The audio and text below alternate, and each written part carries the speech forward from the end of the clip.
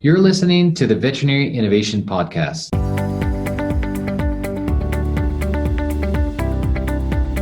You're listening to the Veterinary Innovation Podcast. My name's Shawn Wilkie, and along with my awesome co-host, we interview the innovators in this space every week. Ivan, please go ahead and get us started. Hey, I'm Ivan Zach, and I'm excited to introduce Chelsea Rhoads. She is the CEO of Ivee Software. She's a startup enthusiast and over 6 years from breweries to real estate to the pet industry to food pairings and cookbooks. Is pairings is like a common thing? I don't know what food pairings means. Yeah, it's like pairing foods and drinks and flavors and Okay. smells. It's And probably because I'm a foreigner and I don't know that. But she's passionate about the ideas and inspiring people, especially women who take leap into the following their dreams. Chelsea have been an avid animal lover since she was young, growing up on a farm and owning pets of her own. Being able to make impact towards such awesome creatures that love so unconditionally. The goal of giving them that love back never leaves her thoughts. Chelsea, welcome to the show. Thank you for finding the time. yeah, appreciate you guys having the time for me. I'm excited to be here. So Ivee Software, tell us about it. What does it do? So Ivy Software is kind of a dream that we've been creating over the last 5 years. We started up in the IoT space and creating remote temperature monitors for mainly dogs that travel or hunting breeds or show breeds to let you know if it's getting too hot for them or too cold. We pivoted that into more of the wearable space of activity tracking with the temperature monitoring. And as we kind of kept going down that space, we realized there's this big gap of getting this activity and this health data over into the hands of people that actually can do something with it, the veterinarians, because we, as most pet parents, have no idea really what to do with that information. So we pivoted into Ivy, which is a data integration platform for a bunch of different types of data sets throughout the pet industry, activity trackers, remote monitors, EMR records. We connected with the PIM systems and really bringing all of that data to light for veterinarians to see the full picture of your pet. Excellent. And just to sort of dissect it down to a user level, how would you explain the experience of someone that wants to use your product? So what does it look like?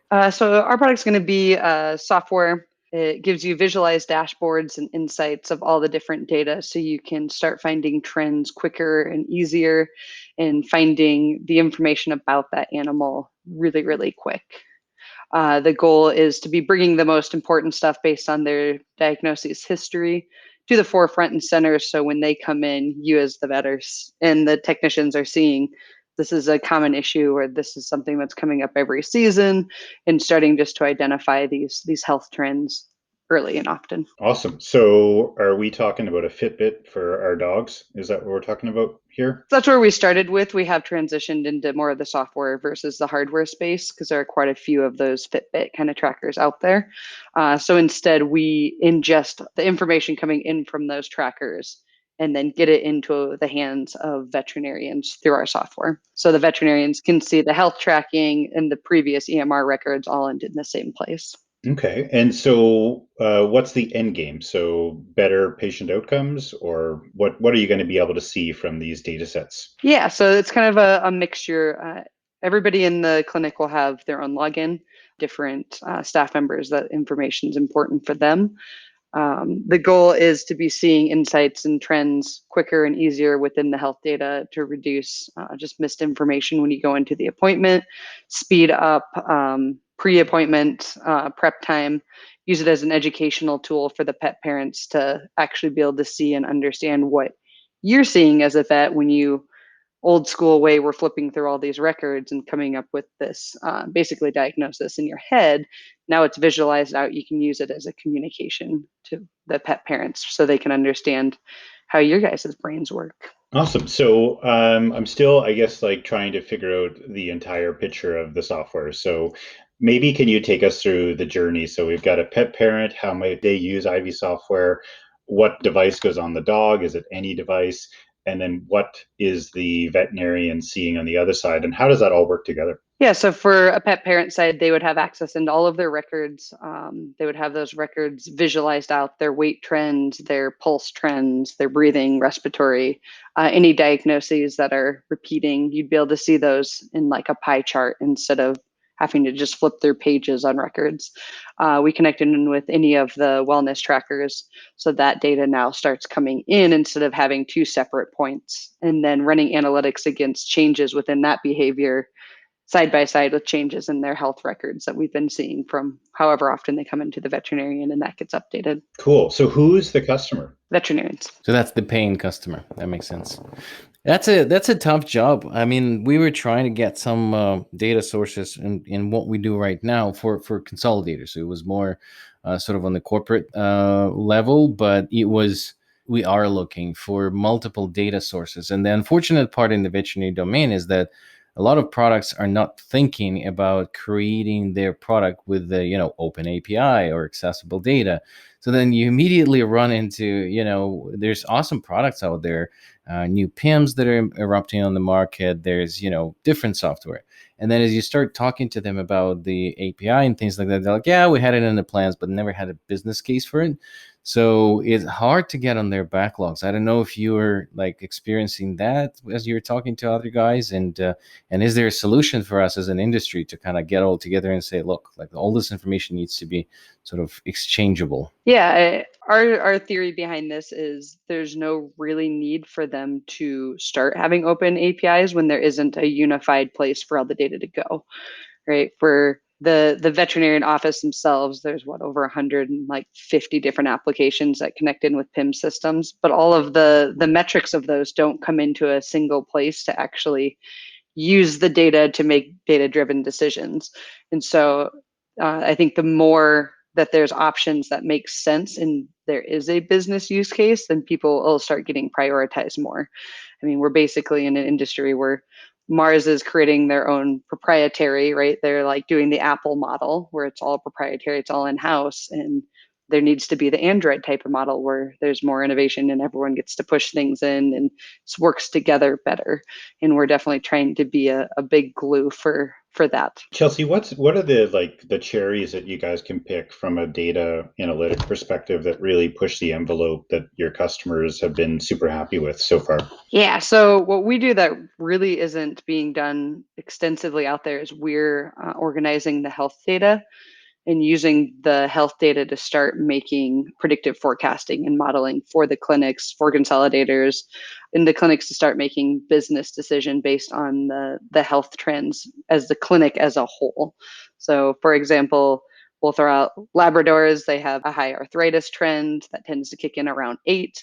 How many labs do they have coming up that are around 6, 7? So over this next year, you're going to know a good idea of what type of medical issues to be looking for and to buy inventory for, and just stay up to date on these new trends that are coming through your clinic, and possibly things you're missing, right? If you have a bunch of underbiting dogs, like maybe medicine or dental work isn't getting pushed as well, and not necessarily pulling in the health data. And we want veterinarians or doctors, right? They're getting them health data to make this business decision just makes sense to us.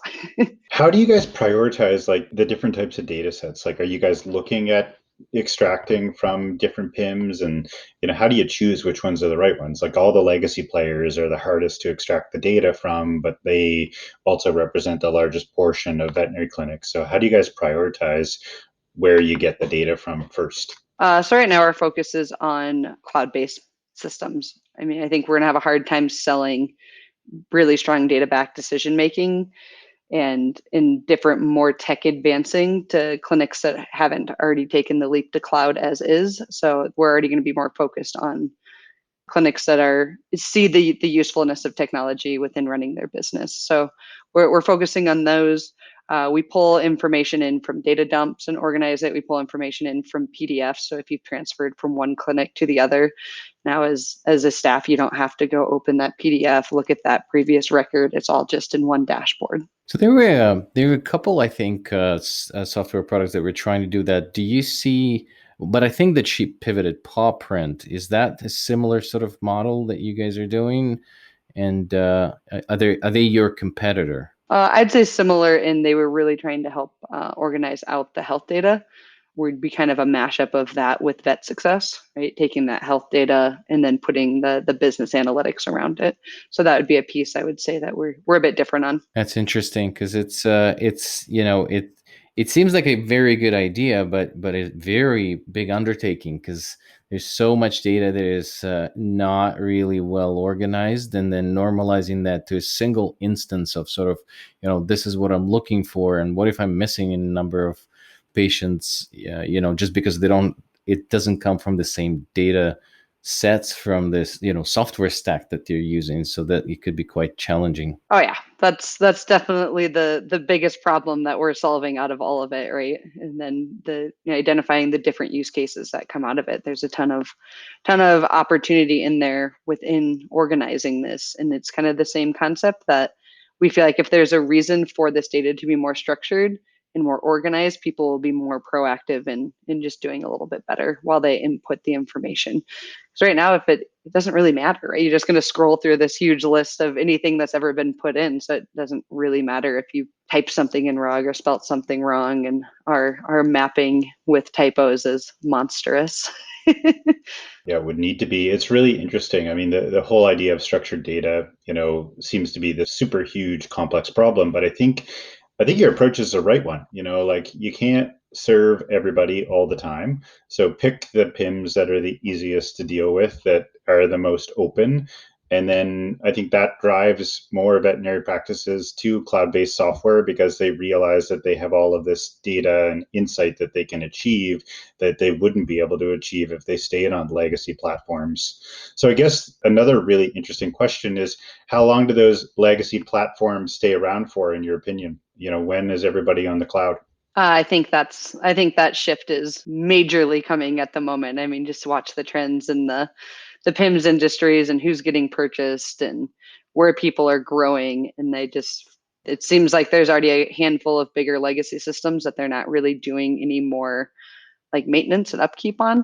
And so I see a big push getting into the cloud-based systems. I would guess in the next 5 to 10 years, it'll be almost everyone will pretty well be shifted over to cloud. And what PIMS platforms do you guys integrate in with right now? Right now, we've got over 15 that we integrate in. The one that we work with the best is eVet. And so it's actually who we work a lot with and have like a Chrome extension we just built out. We're getting ready to launch that allows our dashboards and our insights to start showing up like within the actual eVet PIM system instead of having to use two different systems while you're in doing your day-to-day work. But that's who we've been a big focus on. We were going to start hopefully launch with EasyVet here soon is the goal. We've been in talks with them and been in talks with the Cornerstone Cloud as well. So those are our next two big systems that we're hoping to get integrated with and get off the ground. That's amazing. So yeah, I really like that eVet practice stayed nimble, and they're still facilitating integrations and stuff. Because I heard EasyVet even before acquisition by IDEXX, I think that a lot of vendors had trouble connecting with them. And it's just they're scaling too fast to even pay attention. But it will be interesting to see what's going to happen with EasyVet after acquisition by IDEXX, and whether they're going to open up a little more to different vendors, and whether IDEXX will be successful transitioning from Cornerstone to EasyVet. I assume that's the plan. Well, they also have Cornerstone Cloud too, so that's the new one that they're pushing out as well. So I could definitely see them kind of just basically kind of funneling everyone from the legacy system up, and however they decide to do that, whether free subscription or free whatever, we're not going to continue maintaining. I just kind of see that kind of the gentle nudge over the next probably couple of years to really start getting everyone pushed over. But it's going to be huge. I mean, you saw it with the consolidation. How do you know like what's even going on in these different clinics when they have all of this information just siloed? It's wild. No, it's definitely different. This is what we run into all the time, because we're trying to make sense out of this, but more on an operational level, not the health. We're trying to get all the data from different systems and then create new metrics based on the sources that are coming from the clinical level software and the corporate level software, and it's a mess. It's just so hard to connect to any of these systems that, especially on the clinical level, again, there's no API that you can tap into, so it's really hard. I want to take a little pivot in the conversation here and just touch on this, because I know that you're passionate about the topic, the female leadership and the founder in the technology space. And I want to be a little ignorant in the topic, because to me, this is just, what's happening. I have tons of friends that are females that are CEOs and the founders of technology. Do you see that this is sort of in our days still sort of a challenge compared to, typical white men, if you will, because I think that this is just normal these days. But I can't judge because I am a tall white man. So, is there a difficulty, or are you experiencing that more with like fundraising or getting sort of anything? Like, what is your experience with that? Yeah, I mean, I think statistically, following numbers, women have a harder time getting funding. There's fewer women like CEOs. There's fewer women that do startups. I have a hard time specifically stating if I've had a harder time than others, because I think it's hard anyways, and I think it's hard no matter what.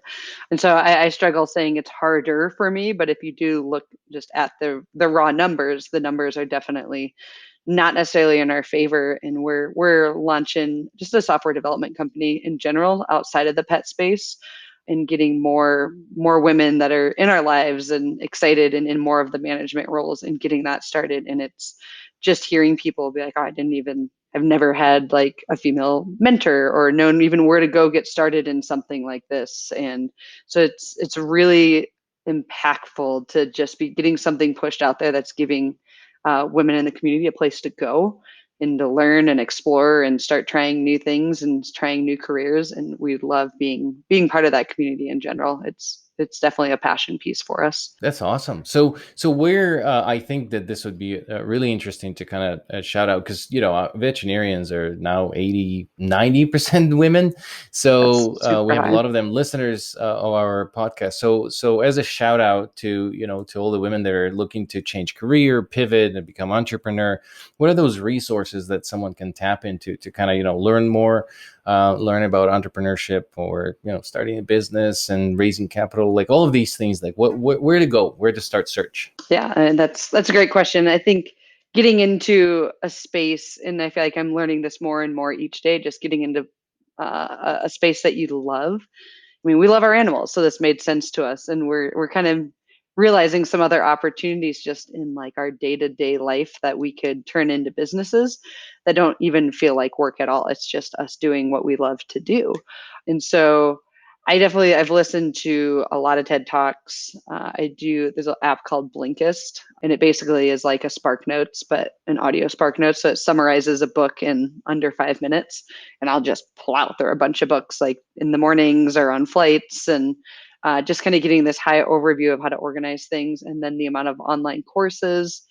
I'll be open to email and chatting with people and talking people through and just learning more of what inspires people. And that's the piece that I love, is when you get to see somebody that's inspired by what they're doing and you can just sense that passion, is just one of the greatest feelings. And I love watching people do things that they're passionate about. Indeed. That's why we're doing this. As figured, right? This isn't hard for you. You probably just love doing this. Yep. Yeah, no, we don't do any of the hard work. Actually, the production team behind it does all the hard work. We just show up and talk. Oh yeah, and what do you do that's hard? Chelsea, I'd like to dive in and understand your kind of like origin story. Like, how did you get to here today, and kind of like maybe give us a little bit of insight into the evolution of Ivee. Yeah. So I helped open up a brewery in 2014, ended up being a very successful brewery and very, very big passion project, and really kind of got me into the entrepreneurial space and realizing how much I loved kind of that level of stress and excitement and the roller coaster of it. Ended up going into real estate, did not enjoy it. I trying to bartend and then like closing on house deals, like in between serving beers was difficult. So I ended up doing more just referring out, because I had the client base of people. I just didn't have the time to be running people around all day. And then we started what was called Pup Alert, which was that remote temperature monitor, switched into the wearable device, and then switched into the software piece. And now we've got a couple other breweries that we're in talks with, hoping to open one here in the near future. We're starting up a food and booze pairing cookbook and Instagram and all of that. And that's kind of where that extra passion of realizing we can kind of just follow what we do every day. And I love drinking wine and beer and eating food. And so we're like, well, why not make this into a business? I love cooking. I love all the pieces of it. So we're just kind of starting to piece those things together. And it's honestly, it's just fun. It's not work at all. It's just a good time, which is what we'd be doing anyways. Now we're just taking pictures and writing it down. There you go. Yeah. Well, we end every episode with the two questions. One of them is there a book, a YouTube video, or a TED Talk that really inspired you that you would like to recommend to our listeners? Oh man, it'd be so hard to like chime in on all the different TED Talks. You've got what the Golden Rule is always a great one. The last book that I'm almost through right now is called Intelligence or Emotional Intelligence 2.0.